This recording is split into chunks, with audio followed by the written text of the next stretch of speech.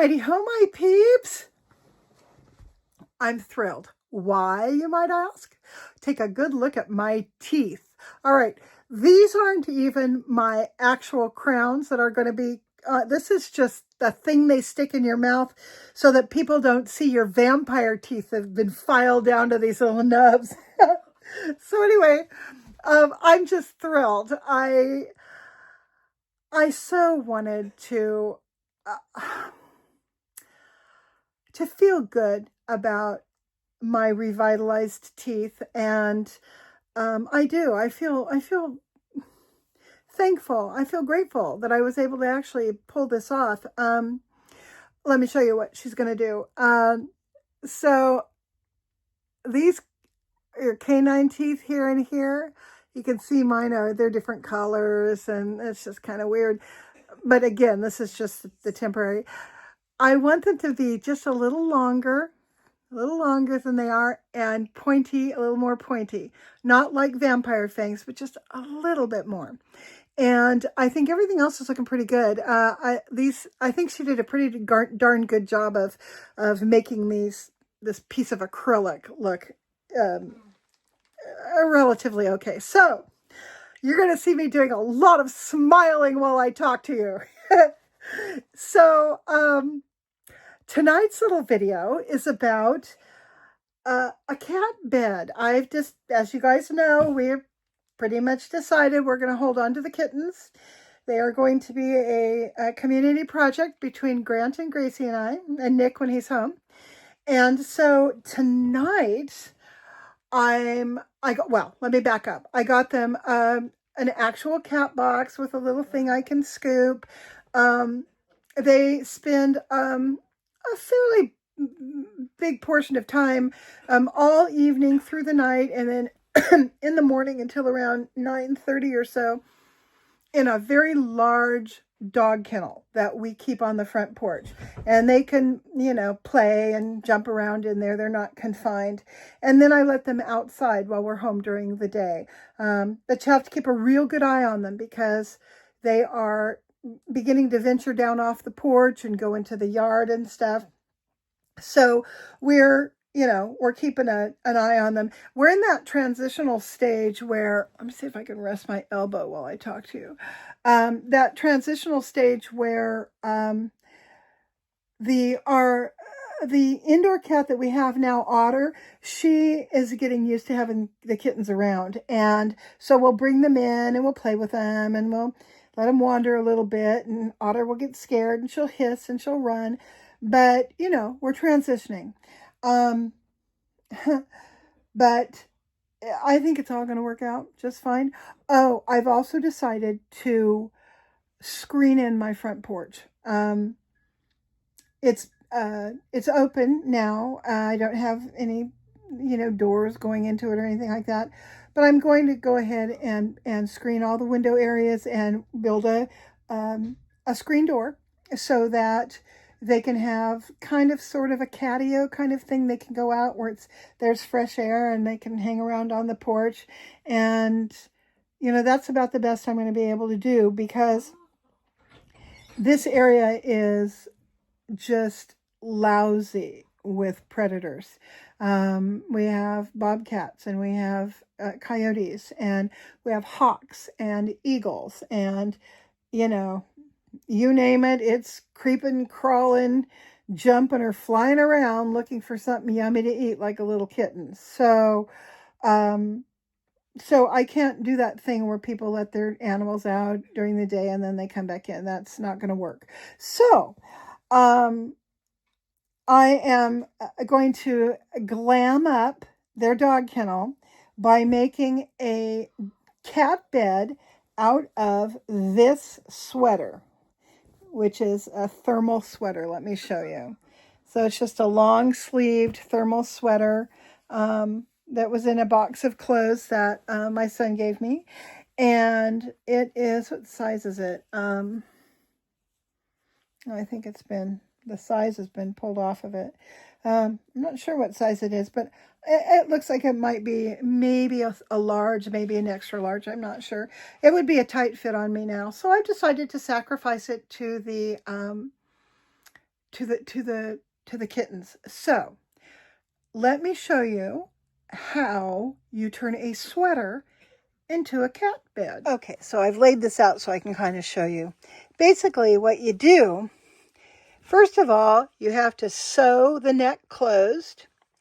You can get fancy and cut it all straight if you want to, but I don't think that's necessary. Then you sew across from the bottom of the armpit to the other bottom of the armpit. Then you sew one wrist opening shut, and then you stuff that whole thing with stuffing. It forms a tube. I'm going to use this stuffing that I pulled out of my antique couch that I used to have. I'm recycling this stuffing. I know that sounds nuts, but this makes wonderful material if you make those spun cotton animals like I was doing with the mice. And I've got a ton of this stuff. So I'm going to use some of it to stuff this long tube here. Then what you do is you put stuffing in the body part, and you sew it up here along the bottom. And then what you do, this is where the magic happens.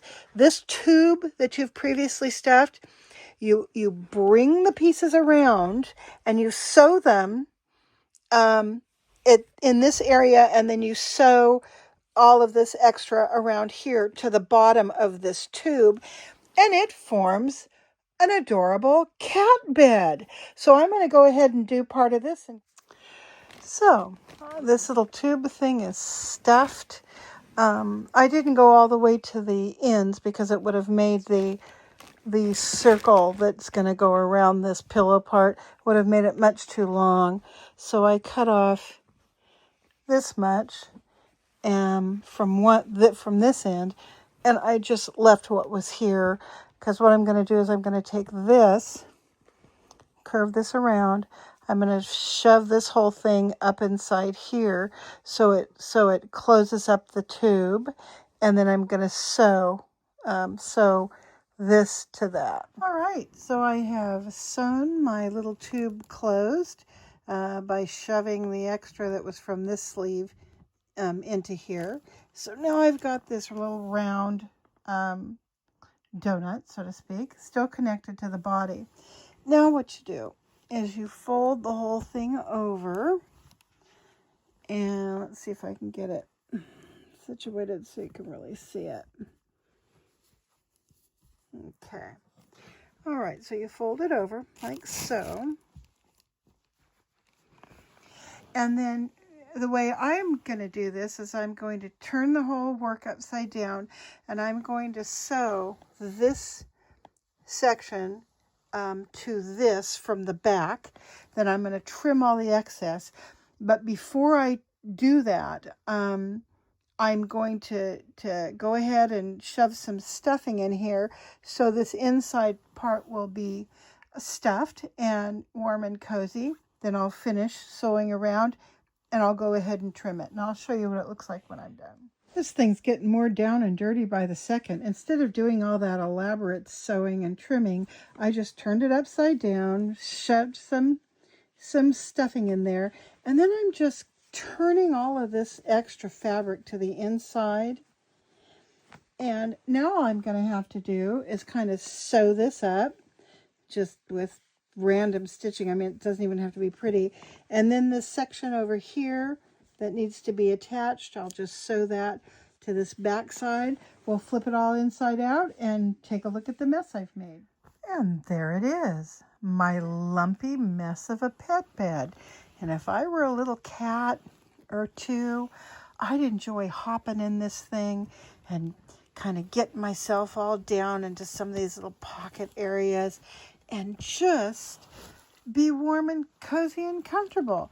Here's the back. The back's a wonderful lumpy mess of awful hand sewing that could have been done so much more quickly on a machine, but I don't have my machine set up, and I just wanted to sit here quietly and do some hand sewing, which is what I ended up doing. So there you go. That's my kitty cat's bed for the time being. to turn this around. So it's 11 something and I really need to be in bed asleep because I've got my neighbor from down the street coming tomorrow, and he is going to help me work out in the yard. We're going to, like I said, we're going to work the burn pile and drag some stuff down off the hill that needs to be put in the burn pile, things like that. We're going to do some raking and, just kind of do a little early fall cleanup or pre-fall cleanup. I think that's what we're going to do.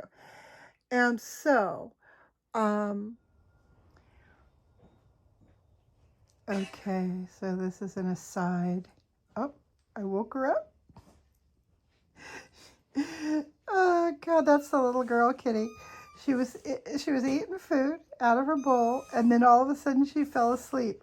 And I've been watching her sitting here asleep with her nose in her food for the past 5 minutes.